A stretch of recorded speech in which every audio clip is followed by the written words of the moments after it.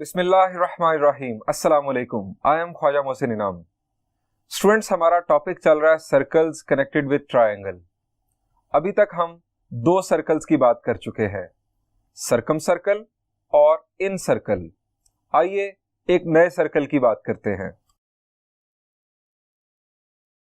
Students, हमने discuss किया कि इंजीनियरिंग में ट्रायंगुलर स्ट्रक्चर को रिजिड स्ट्रक्चर कंसिडर किया जाता है। In fact triangle is the only rigid rectilinear shape, और इसकी इसी प्रॉपर्टी की वजह से इंजीनियरिंग में इसको यूज किया जाता है। मैंने आपको एग्जांपल दी थी बाइसिकल की, मैंने आपको एग्जांपल दी थी रेलवे ब्रिज की, और मैंने आपको एग्जांपल दी थी आईफल टावर की, के जिसमें कितनी ट्रायंगल यूज हुई? जी, आपको बताया था 186 ट्रायंगल यूज की गई आईफल टावर की डिजाइनिंग के अंदर। हमने आज बात करनी है ट्रायंगल को स्ट्रेंथ देने से मुतालिक एक और अंदाज में। हमने बात की सर्कम सर्कल की। सर्कम सर्कल किस तरह से किसी ट्रायंगल को फर्दर स्ट्रेंथ देता है। जी, हमने बात की थी ट्रायंगल रिजिड स्ट्रक्चर है, शेप डिफॉर्म नहीं होती, लेकिन इसके जो कॉर्नर जॉइंट्स हैं उनको प्रोटेक्ट करने के लिए हम ड्रॉ करते हैं ट्रायंगल पर सर्कम सर्कल। ट्रायंगल की जो साइड्स है इनको बेंड होने से, इनवर्ड बेंड होने से बचाने के लिए हम उसके अंदर सर्कल ड्रॉ कर देते हैं, that is called in circle. अब बाज दफा इंजीनियर्स को किसी ट्रायंगुलर स्ट्रक्चर की दो साइड्स एक्सटेंड करनी पड़ती हैं, जैसा कि आप देख रहे हैं। अब जब ये दो साइड्स एक्सटेंड कर दी किसी वजह से, तो ये दो साइड्स बेंड हो सकती हैं अंदर की जानिब। अब इनकी बेंडिंग रोकने के लिए इंजीनियर्स ने दोबारा सोचा और हल क्या निकाला? जी, हल ये निकाला कि ये जो दो साइड्स एक्सटेंड की हैं इनके अंदर की जानिब एक सर्कल ड्रॉ किया जाए, कुछ इस तरह से। अब वो सर्कल एक्सटेंडेड साइड्स को इंटरनली टच कर रहा हो और जो थर्ड साइड थी उसको एक्सटर्नली टच कर रहा हो, तो मैक्सिमम स्ट्रेंथ मिलेगी इन एक्सटेंडेड लेग्स को। अब जरा देखिए, इस किस्म का सर्कल क्या आपने मैट्रिक लेवल में ड्रॉ किया था? जी, आपको याद आ गया होगा कि आपने इस किस्म का सर्कल भी मैट्रिक में ड्रॉ किया था, जैसा कि आपने सर्कम सर्कल भी ड्रॉ किया था ज्योमेट्री में, इन सर्कल भी ड्रॉ किया था, आपने ये सर्कल भी ड्रॉ किया। इसका नाम क्या था? जी, इसका नाम था एस्क्राइब्ड सर्कल। इसे एक्स सर्कल भी कहा जाता है, इसे ई सर्कल भी कहा जाता है। अब आप जरा ये बताइए कि इस तरह के कितने सर्कल्स पॉसिबल हैं एक ट्रायंगल के लिए? इन सर्कल एक ही बन सकता था, एस्क्राइब्ड सर्कल सर्कम सर्कल भी एक ही बन सकता था, लेकिन इस किस्म का सर्कल जिसे हम एक्स सर्कल या एस्क्राइब्ड सर्कल या ई सर्कल कहते हैं, ये कितने बन सकते हैं? जी बिल्कुल, अभी हमने क्या किया है, हमने साइड ए बी और ए सी को एक्सटेंड किया है। अगर हम वर्टेक्स बी के अपोजिट सर्कल बनाना चाहें तो साइड बी ए और बी सी को एक्सटेंड करेंगे तो उस साइड पर भी एक सर्कल बन सकता है। और अगर हम वर्टेक्स सी के अपोजिट सर्कल बनाना चाहें तो साइड सी ए और सी बी को एक्सटेंड करें तो एक थर्ड सर्कल भी बन सकता है। कोई और सर्कल? जी, ट्रायंगल के 3 वर्टेक्स हैं, तीनों के अपोजिट हम एक एक सर्कल बना सकते हैं। So there are 3 escribed circles possible for a single triangle. अब इन सर्कल्स के सेंटर्स के नाम क्या होंगे? जी, इसके लिए मैथमेटिशियंस ने जो नोटेशन दिया वो ये है कि जो वर्टेक्स ए के अपोजिट सर्कल होगा उसका सेंटर होगा कैपिटल I1 और उसका जो रेडियस होगा उसे हम कहेंगे R1। बाकी बात आप समझ गए होंगे। वर्टेक्स बी के जो अपोजिट सर्कल होगा उसका सेंटर I2 और रेडियस R2, और वर्टेक्स सी के जो अपोजिट सर्कल होगा, सेंटर I3 और रेडियस R3। मुझे सिर्फ एक बात बताइए, ऐसे ही एक सवाल जहन में आ गया कि इन सर्कल के साइजेस या रेडियस कब इक्वल हो सकते हैं? जी, इन सर्कल के साइजेस या इन R1, R2, R3 कब बराबर होंगे? वेरी गुड, आप बिल्कुल दुरुस्त सोच रहे हैं। ये उस वक्त होंगे जब हमारी ट्रायंगल, जी, ट्रायंगल इक्विलेटरल होगी। अगर उसकी तीनों साइड्स बराबर होंगी तो बनने वाले तीनों ई सर्कल्स साइज में सेम होंगे, उन तीनों के रेडियस बराबर होंगे। हमें अब यहां पर क्या सीखना है ट्रिग्नोमेट्री में? हमें इन ई सर्कल्स का रेडियस कैलकुलेट करना सीखना है कि रेडियस किसी ट्रायंगल के लिए जो हमने ई सर्कल ड्रॉ करना है उसका रेडियस क्या होगा, किस रेडियस का हम सर्कल बनाएं कि वो ट्रायंगुलर स्ट्रक्चर के साथ फिट हो सके। आइए रेडियस कैलकुलेट करने का फॉर्मूला ड्राइव करते हैं।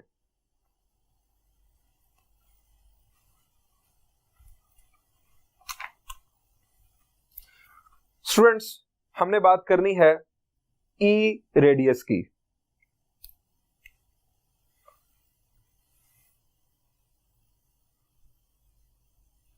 For any triangle ABC with usual notations,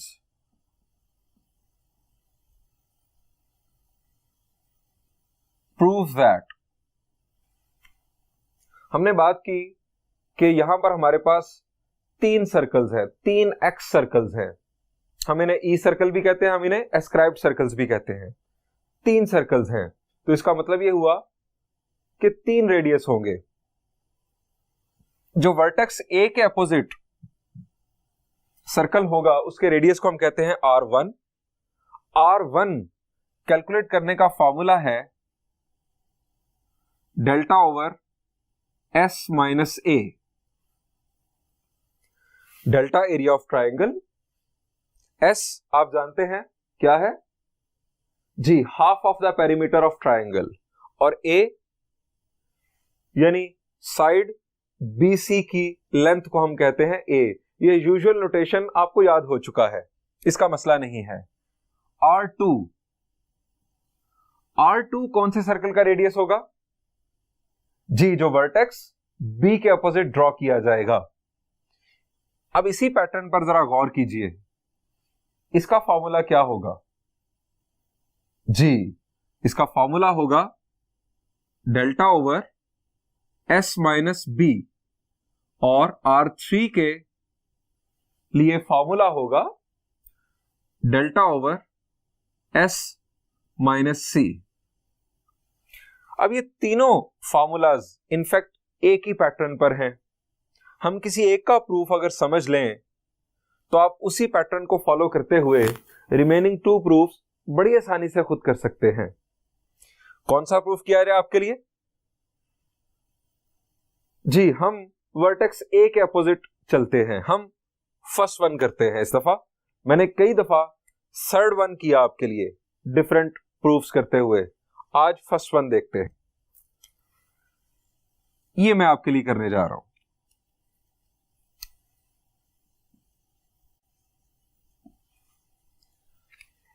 ये प्रूफ करने के लिए स्टूडेंट्स हमें जरूरत है किसी ट्रायंगल की और फिर उससे कनेक्टेड एक सर्कल की, इनफैक्ट ई सर्कल की। अब जैसा कि मैंने आपको लास्ट लेक्चर में इन सर्कल का हवाला दिया था कि अगर आपको किसी ट्रायंगल का इन सर्कल ड्रॉ करना है, आप रफ वर्क कर रहे हैं, इनफैक्ट आप एक्यूरेसी के ऊपर या स्केल यूज करते हुए या कंपास यूज करते हुए ज्योमेट्री में काम नहीं कर रहे, ट्रिग्नोमेट्री में काम कर रहे हैं, तो आपके लिए ज्यादा बेहतर होगा कि आप पहले सर्कल ड्रॉ कर लें, फिर उससे कनेक्टेड ट्रायंगल ड्रॉ करें। ये ज्यादा आसान होगा। अगर आप पहले ट्रायंगल ड्रॉ कर लेंगे तो सर्कल को एडजस्ट करना आपके लिए मुश्किल होगा रफ वर्क करते हुए। यहां पर भी मैं उसी प्रैक्टिस को फॉलो करूंगा। आप पहले सर्कल ड्रॉ कर लें, फिर हम उसके साथ एक ट्राइंगल अटैच कर लेंगे। तो पहले बनाते हैं सर्कल। हम यहां पहले स्टेटमेंट दे देते हैं, consider any triangle with an E circle opposite to vertex A।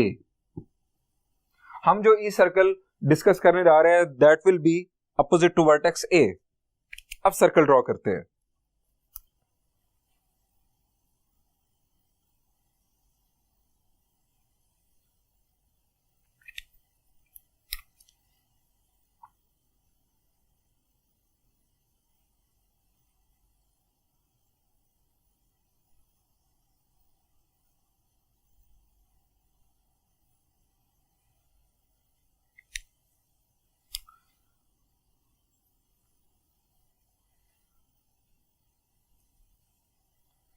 जी, हमने ड्रॉ किया सर्कल, हमने दो साइड्स एक्सटेंडेड ड्रॉ कर ली।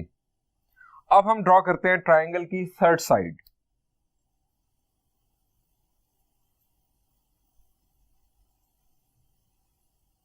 ये आ गई हमारे पास ट्राइंगल की थर्ड साइड। हमने वर्टेक्स ए के अपोजिट ड्रॉ किया है सर्कल, ये होगा हमारा वर्टेक्स ए। बी और सी हम ये कंसीडर कर लेते हैं। हमारा एंटी क्लॉकवाइज जो नोटेशन है वो बरकरार रहा। अब हमें बात करनी है इसके सेंटर की। इसका जो सेंटर है, मैंने आपको बताया कि जो वर्टेक्स ए के अपोजिट सर्कल होगा, ई सर्कल, उसके सेंटर को हम क्या नाम देंगे? जी, उसके सेंटर को हम नाम देंगे I1 का। ये सेंटर लोकेट कैसे होता है हमने बात की थी। जी, ई सेंटर की डेफिनेशन क्या है? It is the point of concurrency of one interior angle bisector and two exterior angles bisector. यानी हम ड्रॉ करेंगे एक एंगल बाइसेक्टर, वर्टेक्स ए के अगर अपोजिट ये ड्रॉ हुआ है तो जो एंगल ए है उसका हम एंगल बाइसेक्टर लेंगे। यानी ये एंगल बाइसेक्टर डॉटेड में हम ड्रॉ करेंगे। यहां पर एक्सटीरियर एंगल बी का एंगल बाइसेक्टर और इसी तरह से एक्सटीरियर एंगल सी का बाइसेक्टर। ये हमने बाइसेक्टर्स ड्रॉ कर लिए। अब इन बाइसेक्टर्स की वजह से यहां पर जिस तरह हमने इन सर्कल में बात की थी, वहां पर हमारे पास 3 ट्राइंगल्स बन गई थी। यहां पर भी 3 ट्राइंगल्स नजर आ रही हैं। इस सेंटर को साथ अगर हम शामिल करें तो एक ट्राइंगल हमारे पास है ABI1, यानी ये एक ट्राइंगल, और फिर दूसरी ट्राइंगल I1CA, ये एक ट्राइंगल, और ओरिजिनली जो एक ट्राइंगल मौजूद है वो तो मौजूद है ही, एक ट्राइंगल ये भी है I1BC। यानी इनफैक्ट अगर हम यहां पर ये कहें कि 4 ट्राइंगल्स टोटल हो चुकी हैं, एक ओरिजिनल, 3 नई बन चुकी हैं, तो ये गलत नहीं होगा। अब हमारे पास यहां है क्या, हम फर्दर कैसे काम कर सकते हैं? क्या हम ये जो रेडियस है फाइंड आउट कर सकते हैं इस सर्कल का? वैसे अभी रेडियस ड्रॉ ही नहीं हुआ, हम रेडियस किसी भी पॉइंट पर ड्रॉ कर सकते हैं, लेकिन एक रेडियस, एक पॉइंट ऐसा है जहां पर अगर हम रेडियस ड्रॉ करें तो वो हमारे लिए बेनिफिशियल हो सकता है। उस रेडियस में खास प्रॉपर्टी भी होगी। यानी मैं रेडियस अगर इस साइड पर ड्रॉ करूं तो वो रेडियस तो होगा, लेकिन उसका ताल्लुक हमारी किसी ट्राइंगल से नहीं होगा, उसे हम यूज नहीं कर सकेंगे। हम क्या करेंगे, हम रेडियस ड्रॉ करते हैं इस पॉइंट पर। ये जो पॉइंट है हम इसे नाम देते हैं पॉइंट ऑफ टेंजेंसी का, कि जहां पर लाइन और सर्कल एक दूसरे को टच करते हैं, ये पॉइंट ऑफ टेंजेंसी। यहां पर हम एक सर्कल ड्रॉ कर लेते हैं, ओ सॉरी, रेडियस ड्रॉ कर लेते हैं। इस रेडियस का नाम, जैसा कि ये I1 सेंटर है तो इस रेडियस का नाम होगा R1। अब यहां पर ये जो हमने रेडियस ड्रॉ किया है ये परपेंडिकुलर होगा इस साइड पर।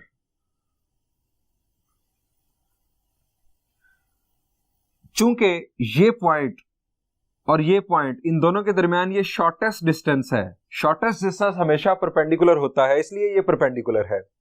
इसी अंदाज में आप इस पॉइंट को जब ज्वाइन करेंगे, लाइन के साथ सेंटर को ज्वाइन करेंगे, तो ये जो रेडियस ड्रॉ होगा ये भी परपेंडिकुलर होगा, ये भी R1 है। और इसी अंदाज में हम इस साइड पर भी एक रेडियस ड्रॉ कर सकते हैं। इस साइड पर ये हमारा पॉइंट ऑफ टेंजेंसी, यहां पर इस साइड पर भी रेडियस ड्रॉ हुआ, ये भी होगा R1। ये जो हमने नए पॉइंट्स जनरेट किए हैं इनको नाम दे देते हैं, इसे नाम दे देते हैं D का, इसे E का और इसे F का।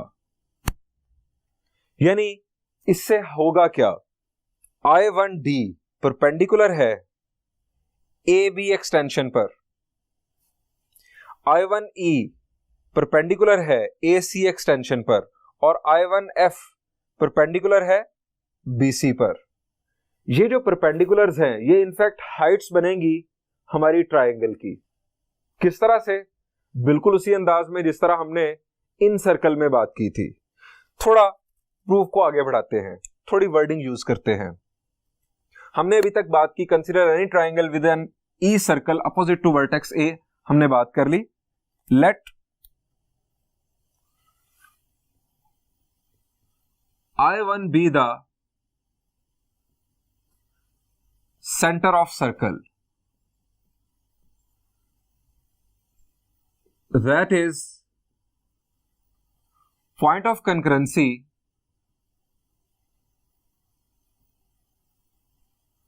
अब ये पॉइंट ऑफ कंकरेंसी क्या होता है जी? Meeting point, point of concurrency of one interior angle bisector and two exterior angle bisectors. जो वर्टेक्स ए पर बनने वाला एंगल है अल्फा या एंगल ए, उसका एंगल बाइसेक्टर ड्रॉ करें और बी और सी के एक्सटीरियर एंगल्स के बाइसेक्टर्स ड्रॉ करें, तो ये तीनों बाइसेक्टर्स का पॉइंट ऑफ कंकरेंसी है I1। ये हमने यहां पर जिक्र कर दिया।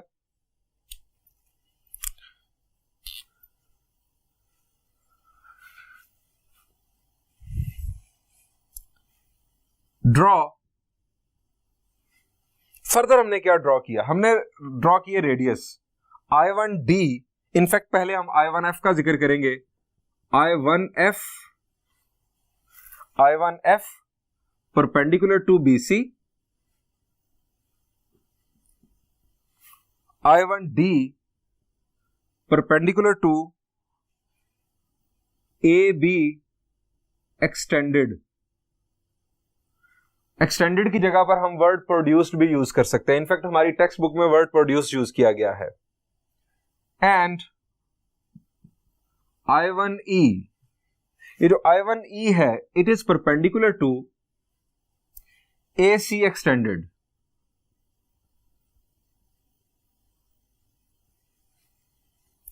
अब ये I1D, I1E और I1F है क्या?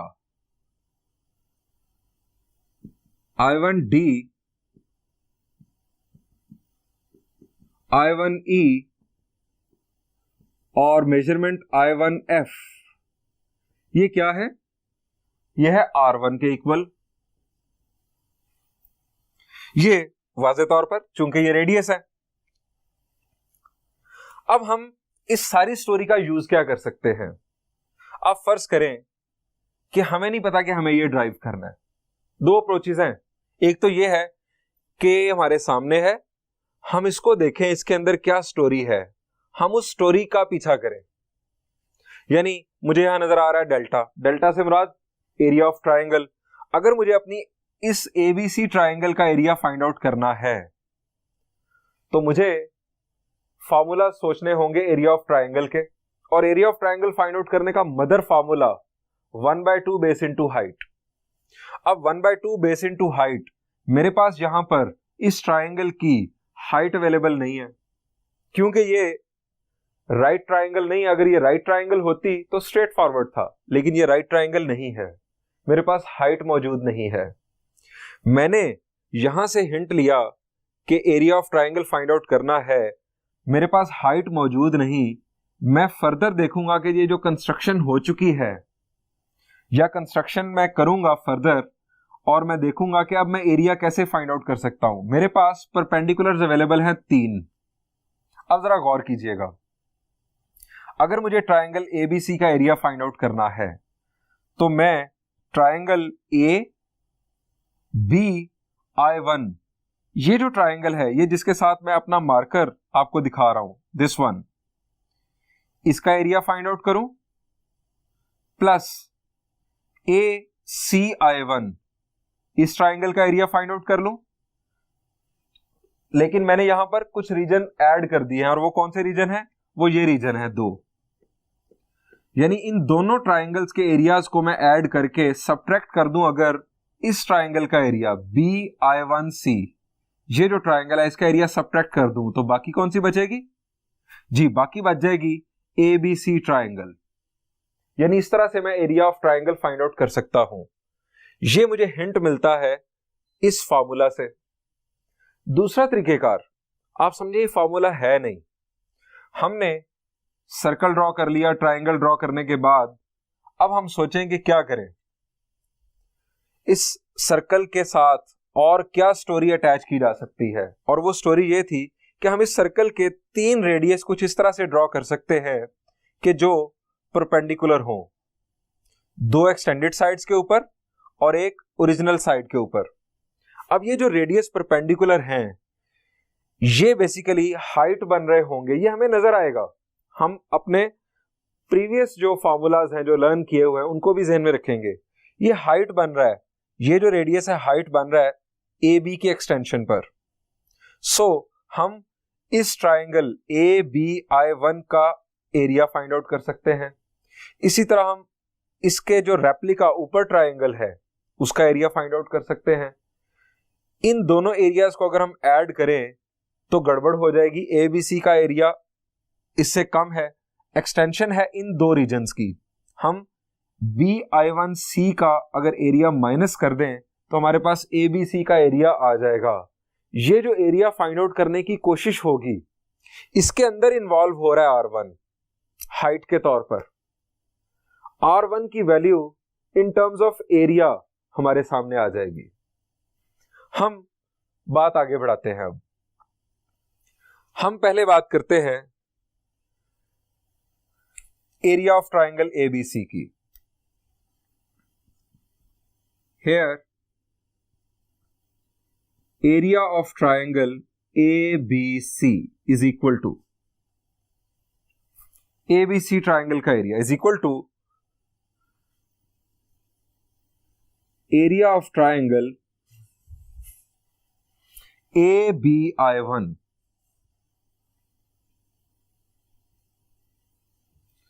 Plus area of triangle ACI1, या अगर एंटी क्लॉकवाइज ही फॉलो करें तो हम लिखेंगे AI1C, AI1C।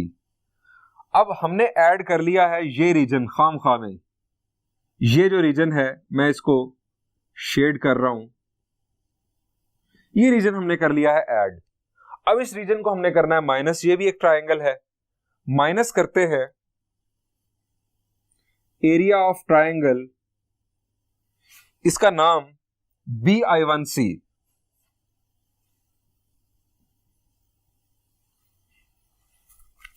ये जो एरिया ऑफ ट्राइंगल ABC है स्टूडेंट्स, इसे हम नाम दे देते हैं डेल्टा का, हमारी original triangle. Area of triangle ABI1, इस ट्राइंगल की हाइट क्या है? जी, अगर ये बेस है तो ये हाइट है। हाइट का कॉन्सेप्ट क्या होता है, जरा दोबारा से रिकॉल मैं आपको करवा दूं। फर्ज करें स्टूडेंट्स, ये हमारी एक ट्रायंगल,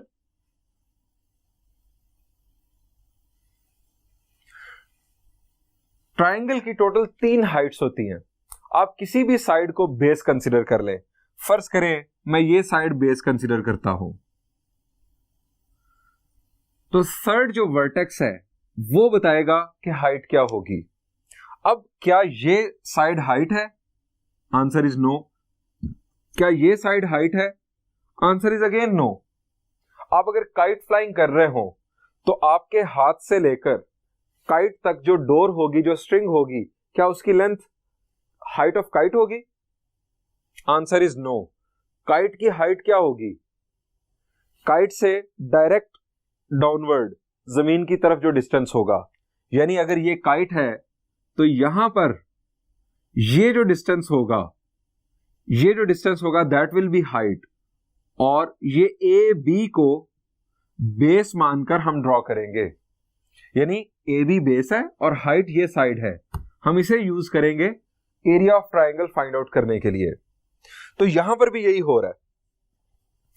ये हमारी ट्रायंगल, हाइट जो है वो एक्सटेंशन के ऊपर नजर आ रही है। सो इसके लिए जो फॉर्मूला होगा वो होगा 1/2। बेस हम कंसीडर कर रहे हैं ए बी को, और हाइट है I1D plus area of triangle AI1C। ये जो ट्रायंगल है इसमें परपेंडिकुलर ड्रॉप किस पर हो रहा है? जी, परपेंडिकुलर ड्रॉप हो रहा है AC के एक्सटेंशन पर। सो AC बेस होगा 1/2 AC into I1E minus area of triangle BI1C। Perpendicular किस पर ड्रॉप हो रहा है? जी, ये परपेंडिकुलर रेड कलर में हमने ड्रॉप किया था, यहां पर परपेंडिकुलर ड्रॉप हो रहा है साइड BC पर। साइड BC हमारी बेस और I1F हमारी हाइट। अब स्टूडेंट्स पुट करते हैं values. Area of triangle 1/2। Side AB को हम यूजुअल नोटेशन में क्या कहते हैं? जी, साइड AB को हम नाम देते हैं C का, स्मॉल c। और I1D क्या है? I1D R1 है, रेडियस है। इनफैक्ट यहां पर भी आप देख सकते हैं इट इज रेडियस। ये वो खास रेडियस है जो हमने ड्रॉ किया था परपेंडिकुलर बनाने के लिए। Plus half of side AC, इसको हम क्या कहते हैं यूजुअल नोटेशन में? जी, इसे कहते हैं स्मॉल b। और I1E again R1 minus half of BC है साइड A, और I1F भी होगा R1। अब इसे करना है सिंप्लीफाई। सिंप्लीफाई करते हैं, जरा देखें क्या सिंप्लीफिकेशन हो रही है। कुछ कॉमन मिल रहा है? जी बिल्कुल, यहां पर हमें कॉमन मिल रहा है 1/2 R1। ये जो आपको समझाने के लिए मैंने ट्रायंगल ड्रॉ की थी, इसका काम नहीं है प्रूफ के अंदर।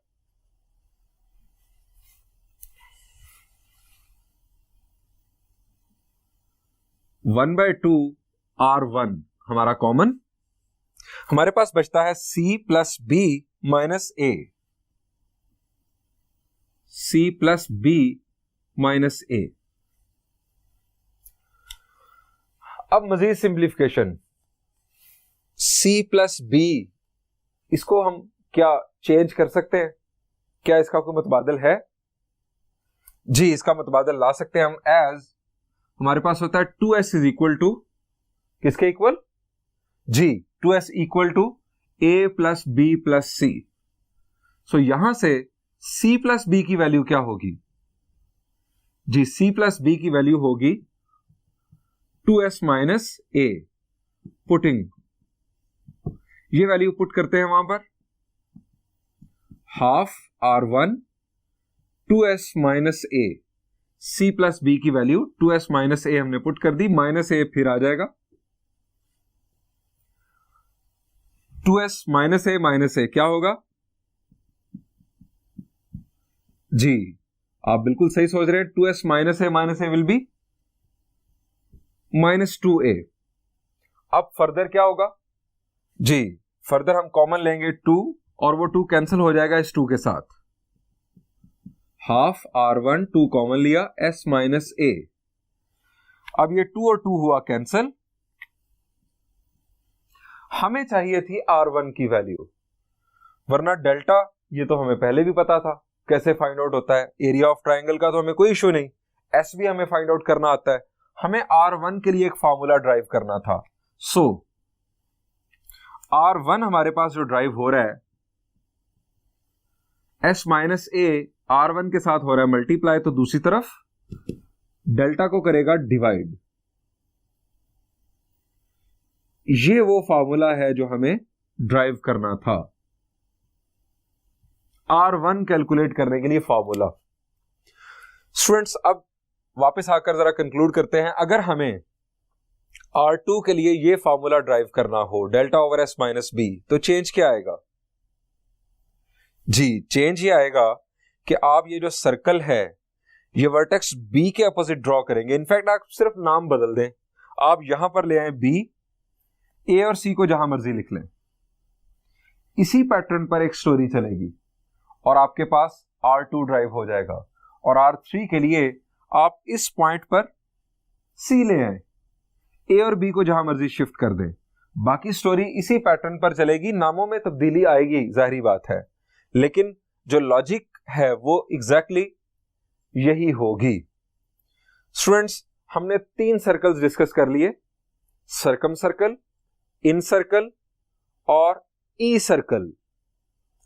अब हम चलेंगे एक्सरसाइज 12.8 के अंदर।